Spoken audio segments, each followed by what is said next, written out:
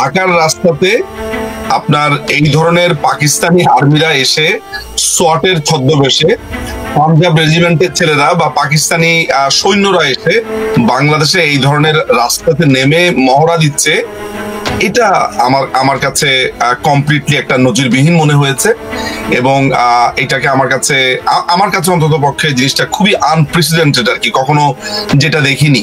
বাংলাদেশের একটি আদালত এলাকার ভিডিওকে ঢাকার রাস্তার দৃশ্য বলে প্রচার করেছে ভারতীয় গণমাধ্যমে আজ তাক বাংলা সহ বেশ কয়েকটি গণমাধ্যম। পরে সেই সংবাদটি সামাজিক যোগাযোগ মাধ্যমে ব্যাপকভাবে ছড়িয়ে পড়ে। এই ভিডিও প্রতিবেদনগুলোতে দাবি করা হয় পাকিস্তানের পাঞ্জাবের সোয়াত টিমের সদস্যরা ঢাকায় এসে টহল দিচ্ছে। সত্য ঘটনা কি বলছে ফ্যাক্ট চেকিং প্রতিষ্ঠান রিউমার স্ক্যানার, জানাচ্ছেন মোহাম্মদ সোহাগ বিশ্বাস। বাংলাদেশের বিতর্কিত আইনজীবী নিঝুম মজুমদার একটি ভিডিওতে দাবি করেন ঢাকার রাস্তাতে সোয়াতের ছদ্মবেশে পাকিস্তানি সৈন্যরা এসে বাংলাদেশের রাস্তায় নেমে মহড়া দিচ্ছেন। তবে এই ভিডিও সংবাদ সঠিক নয় বলে মঙ্গলবার এক প্রতিবেদনে জানিয়েছে ফ্যাক্ট চেকিং প্রতিষ্ঠান রিউমার স্ক্যানার। অনুসন্ধান করে ওই প্রতিবেদনে রিউমার স্ক্যানার টিম জানিয়েছে ভিডিওটি বাংলাদেশ পাকিস্তান সশস্ত্র বাহিনীর টহলের কোনো দৃশ্য নয়, বরং ভিডিওতে যে বাহিনীর সদস্যদের দেখা যাচ্ছে তারা বাংলাদেশ পুলিশের বিশেষায়িত দল ক্রাইসিস রেসপন্স টিম বা সিআরটির সদস্য।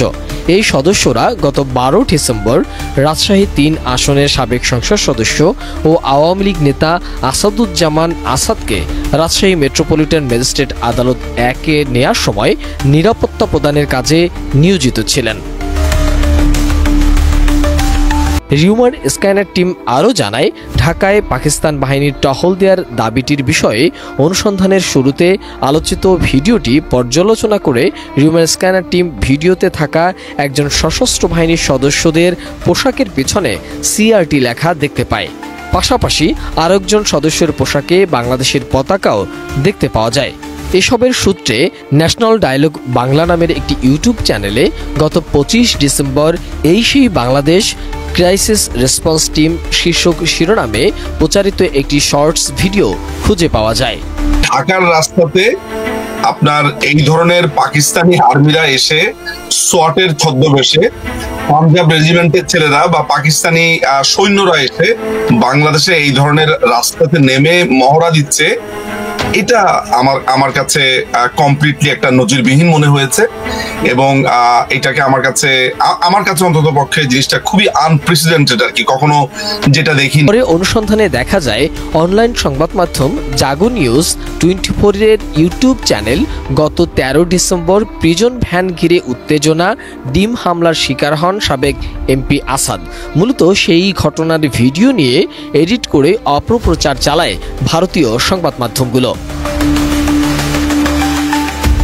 প্রতিবেদনটি পর্যালোচনা করলে দেখা যায় এ সময় তাকে নিরাপত্তা প্রদানকারী বাহিনীর পোশাকের সঙ্গে আলোচিত ভিডিওর বাহিনীর পোশাকের হুবহু মিল রয়েছে। তাদের পোশাকের পিছনেও সিআরটি লেখা রয়েছে। পরে সিআরটির বিষয়ে একটি প্রতিবেদনে দেখা যায় সিআরটি বা ক্রাইসিস রেসপন্স টিম হলো বাংলাদেশ পুলিশের একটি বিশেষায়িত দল। দলটি জঙ্গি দমন ও মাদক চোরাচালান প্রতিরোধ সহ বড় ধরনের সহিংস পরিস্থিতি মোকাবেলায় কাজ করে থাকেন। এছাড়াও প্রতিবেদন থেকে জানা যায় চট্টগ্রাম ও রাজশাহীর পর সিলেটে আনুষ্ঠানিক মহড়ার মাধ্যমে এ যাত্রা শুরু করে পুলিশের এই বিশেষায়িত দলটি, অর্থাৎ পুলিশের বিশেষায়িত দল ক্রাইসিস রেসপন্স টিম বা সিআরটিকে পাকিস্তানি সশস্ত্র বাহিনী দাবিতে প্রচার করা হয়েছে। সুতরাং বাংলাদেশে পাকিস্তানের বাহিনী টহল দিচ্ছে দাবিতে ইন্টারনেটে প্রচারিত তথ্যটি সম্পূর্ণ মিথ্যা বলে দাবি করছে রিউমার স্ক্যানার। মোহাম্মদ সোহাগ বিশ্বাস, এটিএন নিউজ, ঢাকা।